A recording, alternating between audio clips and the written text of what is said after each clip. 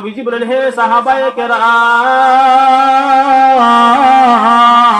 ওই ছাগলের শরীরে কতটা পশম আছে তোমরা কেউ বলতে পারবা?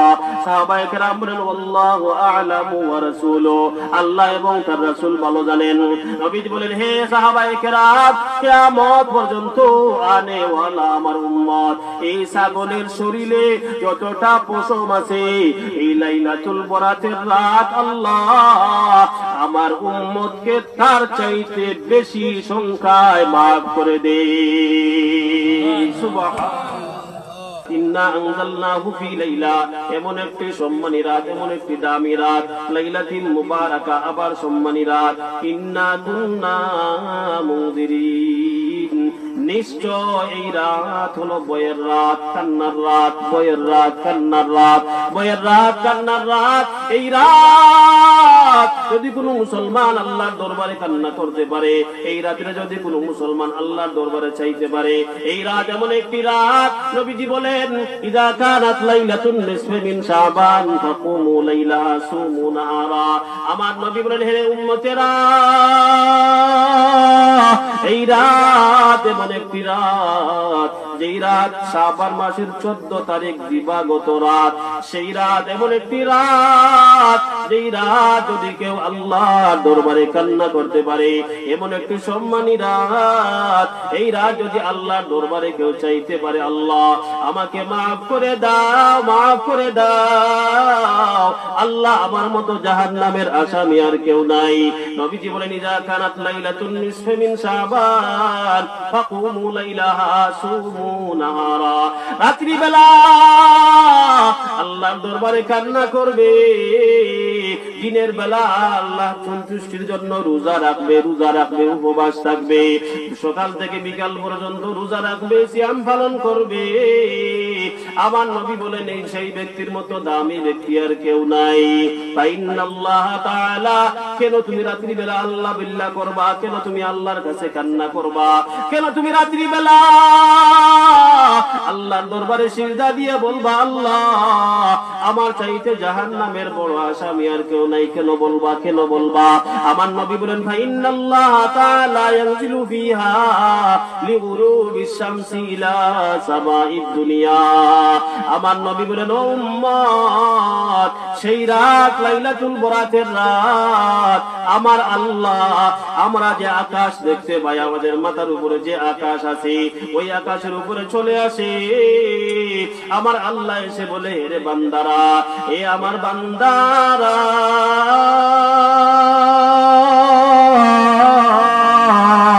আমি তোমাদের রব, আমি তোমাদের খালিক, আমি তোমাদের মালিক, এই আকাশের মধ্যে চলে আসলাম। বলো বলো আমার বান্দারা, বলো, আলা মিন মুস্তাগফিরিন বা আগফিরালা, কে আছো গুনাহগার?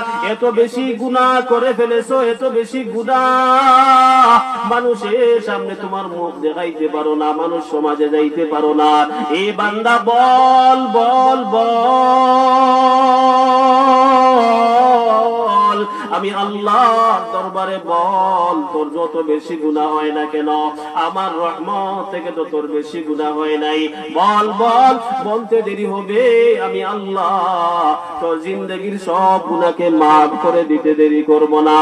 হযরতে মূসা আলাইহিস সালাতু ওয়াস সালাম আল্লাহর দরবারে দোয়া করেন, আল্লাহ দুনিয়ার মধ্যে সবচাইতে খারাপ মানুষ আমি দেখতে চাই, বাদ মানুষ দেখতে চাই। মূসা আলাইহিস সালাতু ওয়াস সালামকে আল্লাহ রাব্বুল আলামিন ওহী নাযিল করে বললেন, হে পয়গম্বর, আপনি যদি দুনিয়ার মধ্যে সবচাইতে খারাপ মানুষ দেখতে চান, বাদ মানুষ দেখতে চান, যান ওই রাস্তার পাশে দাঁড়ান, ওই রাস্তার পাশে দাঁড়াইলে দুনিয়ার মধ্যে সবচাইতে খারাপ মানুষ দেখতে পারবেন। যেই ব্যক্তিকে দেখবেন ওই ব্যক্তি দুনিয়ার মধ্যে সবচাইতে খারাপ, সবচাইতে বাদ।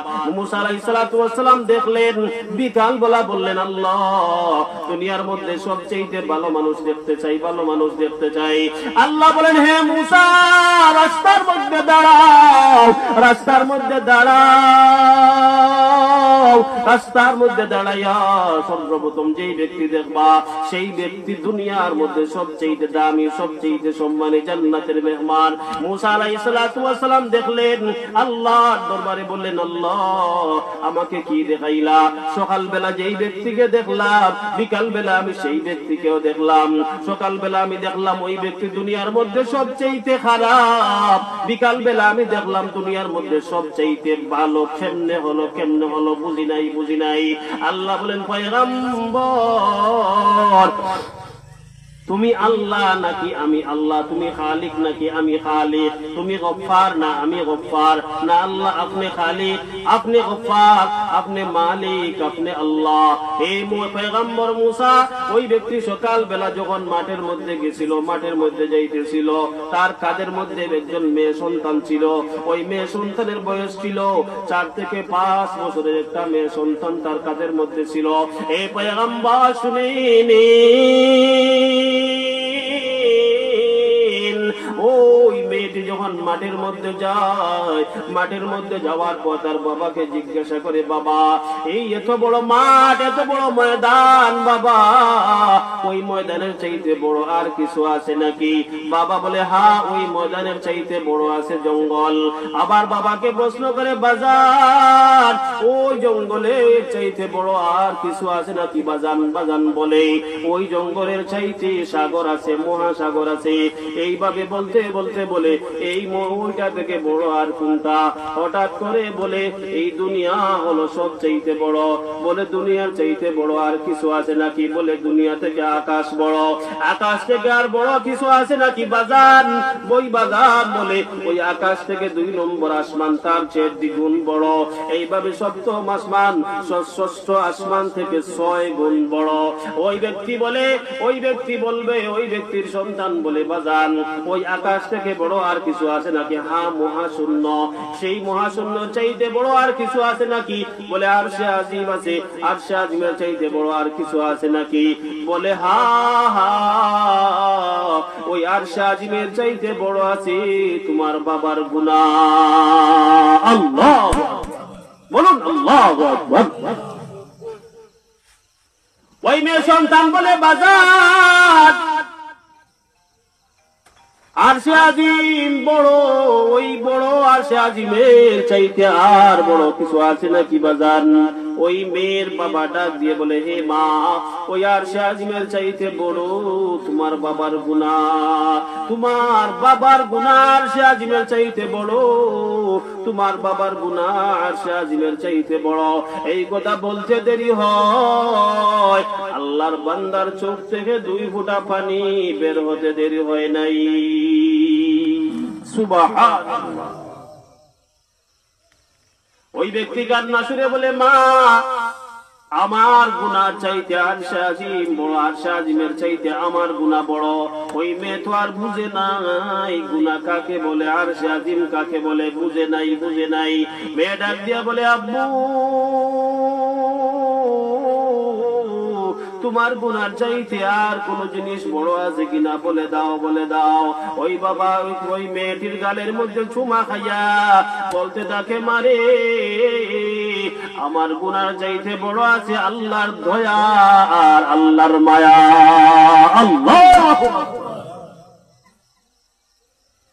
আমার গুনার চাইতে বড় আল্লাহর দয়া, আল্লাহর দয়ার চাইতে বড় আর কিছুই নাই। আবার মেয়েটি বলে, আব্বু আল্লাহর দয়ার চাইতে বড় আর কিছু আছে নাকি? ওই ব্যক্তি ডাক দিয়ে বলে, ও মা আল্লাহর দয়ার চাইতে স্বয়ং আল্লাহই বড়। সুবহানাল্লাহ। যখন ব্যক্তি বলে আল্লাহ আল্লাহর দয়ার চাইতে আল্লাহ বড়, সঙ্গে সঙ্গে আল্লাহর রহমতে দরিয়ায় জুস উঠে যায়, দরিয়ায় জুস উঠে যায়। আল্লাহ রাব্বুল আলামিন ফেরেশতাদেরকে ডাক দিয়া বলেন, হে ফেরেশতারা তোমরা তোমরা সাক্ষী থাকো আমি আল্লাহ ওই ব্যক্তির প্রতি এত মায়া লেগেছে, ওই ব্যক্তির প্রতি এত বেশি দয়া হয়েছে আমার ফেরেশতারা। তোমরা সাক্ষী থাকো, সাক্ষী থাকো। আমি আল্লাহকে বড় বলার কারণে, আমি আল্লাহর দয়া মায়াকে তার গুনার চাইতে বড় বলার কারণে, দয়া মায়ার চাইতে আমি আল্লাহকে বড় বলার কারণে আমি আল্লাহ ওই ব্যক্তির জিন্দেগীর সমস্ত গুনাহকে মাফ করে দিলাম। সুবহানাল্লাহ। শুধু মাফ করে দেই নাই, শুধু মাফ করে দেই নাই, সকালবেলা ওই ব্যক্তি ছিল দুনিয়ার মধ্যে সব চাইতে খারাপ, এখন আমি ওই ব্যক্তিকে বানাইয়া দিলাম দুনিয়ার মধ্যে সব চাইতে ভালো। সুবহানাল্লাহ।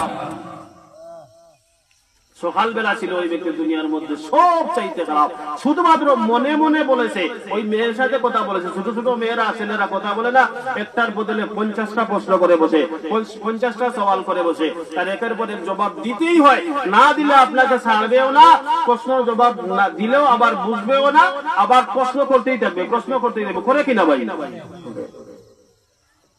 সেই মেয়েটিও প্রশ্ন করেছে, একটার পর একটা প্রশ্ন করেছে, আর বাবা জবাব দিয়ে গেছে। জবাব দেওয়ার শেষ মুহূর্তে যখন বললো আরশে আজিমে যাইতে বলো কি আমার গুনাহ, এই কথা বলছে আর মুখ দিয়ে 2টা ফোঁটা পানি চলে এসেছে, তওবাও করে নাই, শুধু বলছে, মুখ দিয়ে বলছে। আর এই যে মেয়েটি জিজ্ঞাসা করছে, বারবার প্রশ্ন করছে, তার দিলটা একটু নরম হয়ে গেছে, আর চোখ দিয়ে মাত্র 2টা ফোঁটা পানি চলে এসেছে। এই পানি আসার কারণে যদি মুসা নবীর উম্মতকে আল্লাহ মাফ করে দিতে পারে, মনুরফারের মুসলমান আপনাদেরকে আমাদেরকে কি আল্লাহ মাফ করতে পারে না? জানে আমাদের মর্যাদা কত, আমাদের সম্মান কত জানেন? আমাদের মর্যাদা হচ্ছে এত বেশি, আল্লাহ তাআলা সমস্ত মানুষকুল থেকে নবীদেরকে যাচাই বাছাই করেছেন, নবীদেরকে যাচাই বাছাই করেছেন। নবীদেরকে যাচাই বাছাই করার পর আল্লাহ উম্মতে মুহাম্মদী যাচাই বাছাই করছেন, উম্মতে মুহাম্মদীকে বাছাই করে আলাদা করছেন। চিন্তা করছেন কি পরিমাণ মর্যাদা। আমরা তো এমনি এমনি আসি নাই, এমনি এমনি মুসলমান হই নাই, এমনি এমনি ঈমান পাই নাই, এমনি এমনি মুহাম্মদ রাসূলুল্লাহর উম্মত হই নাই, এমনি এমনি বনী ইসরাইলের নবীরা উম্মত হওয়ার জন্য দোয়া করছেন। আল্লাহ আমাদেরকে যদি বনী ইসরাইলের নবী না বানাইয়া আমাদেরকে যদি উম্মতে মুহাম্মদী বানাইতা, তাহলে আমরা ধন্য হয়ে যাইতাম। চিন্তা করেন, নবীরা দোয়া করছেন, আল্লাহ নবী না বানাইয়া যদি আমাদেরকে উম্মতে মুহাম্মদী বানাইতেন, আমরা যে নবীর উম্মত, সেই নবীর উম্মত হওয়ার জন্য নবীরা আল্লাহর দরবারে দোয়া করছেন। ঈসা আলাইহিস সালামের দোয়া আল্লাহ কবুল করেছেন। এজন্য কিয়ামতের আগে ঈসা আলাইহিস সালাম আমরা আমাদের নবীর উম্মত হয়ে দুনিয়াতে আসবেন। সুবহানাল্লাহ বলুন। আমাদের নবীর উম্মত হয়ে দুনিয়াতে আসবেন। চিন্তা করেন আমাদের মর্যাদা। আর আল্লাহ রাব্বুল আলামিন আমাদের জন্য এই পরিমাণে মহব্বত করেন।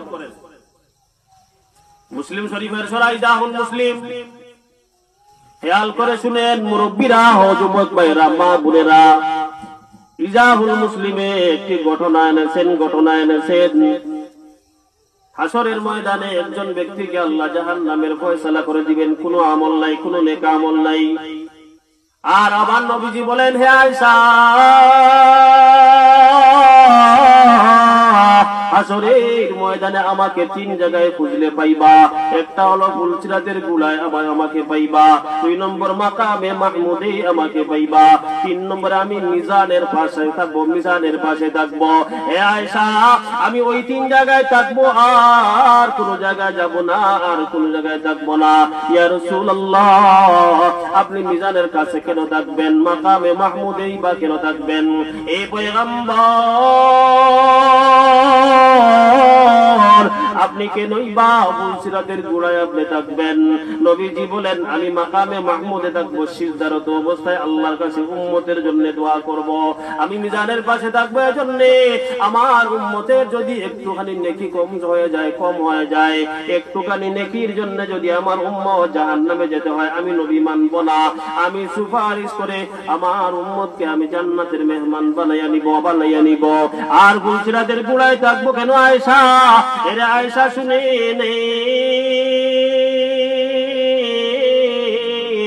ফুলসিরাতের গুড়ায় থাকবো এজন্য আমার উম্মতকে যদি ফেরেশতারা হাত কড়া লাগাইয়া, বেড়ি লাগাইয়া যদি জাহান্নামে নিয়ে যায়, আমি নবী সেখান থেকে ফিরাইয়া নিয়ে আইসা আমি আল্লাহর দরবারে হাজির করে সুপারিশ করব। ইতিমধ্যে নবী বলেন, হাদিস ব্যক্তি ঘটনা এনেছেন, সেই ঘটনার ভেতরে বলেন একজন ব্যক্তিকে আল্লাহ জাহান্নামের ফয়সালা করে দিবে, যাও যাও তোমার কোনো নেক আমল নাই, তুমি জাহান্নামে যাও, জাহান্নামে যাও, তোমার কোনো ভালো কোনো আমল নাই। নবীজি ফুলসিরাতের গোড়ায় ওই ব্যক্তিকে যখন নিয়ে যাবে, নিয়ে যাওয়ার সঙ্গে সঙ্গে আমার নবীর চোখের সামনে ভেসে যাবে, ভেসে যাবে, সামনে পড়ে যাবে। আবার নবী বলবে, ফেরেশতারা দাঁড়াও, আমার উম্মতকে নিয়ে যায় না। এ নবী, ওটা আপনার উম্মত না, কোনো ভালো কোনো আমল নাই, ভালো কোনো আমল নাই, না দাঁড়াও। নবীজি আটকাইয়া নিবেন, আটকাইয়া নিবেন, আল্লাহর দরবারে নিয়ে যাবেন। আল্লাহর দরবারে নিয়ে গিয়ে বলবেন, হে আল্লাহ, আমার